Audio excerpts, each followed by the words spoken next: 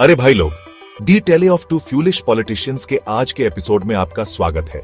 आज हम एक ऐसी कहानी में उतरेंगे जो जितनी मजेदार है उतनी ही ज्ञानवर्धक भी। एक समय की बात है, हमारे प्यारे भारत में दो नेता थे।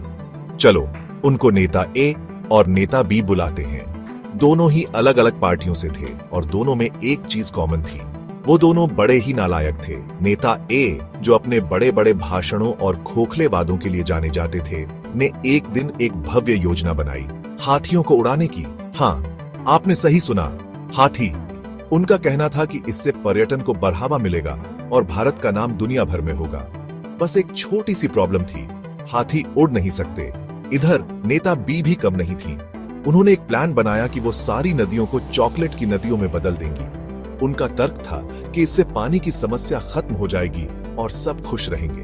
पर अरे भाई, चॉकलेट की नदियों में तो चींटियां ही चींटियां लग जाएंगी और सारे पेड़ पौधे खराब हो जाएंगे।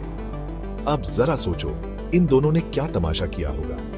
नेता ए ने हाथियों के लिए बड़े बड़े रंग बिरंगे गुब्बारे और हार्नेस खरीदने में लाखों रुपए उड़ा दिए। पर जब उस भव्य उड़ान का समय आया तो हाथी वहीं खड़े मूंगफली खाते रहे।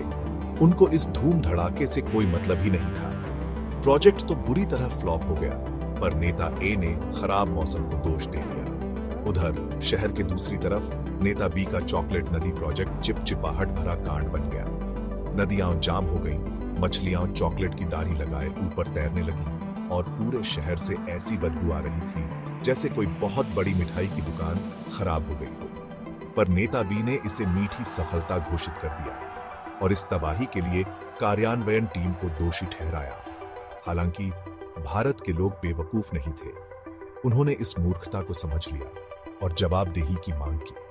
इस वजह से एक ऐतिहासिक पल आया जब नेता ए और नेता बी को जनता के सामने एक साथ आना पड़ा। मजेदार बात यह रही कि दोनों ने एक दूसरे पर ही सारा इल्जाम एमआरएच दिया। अंत में भारत के लोगों ने फैसला किया कि अब बदलाव का समय आ गया है।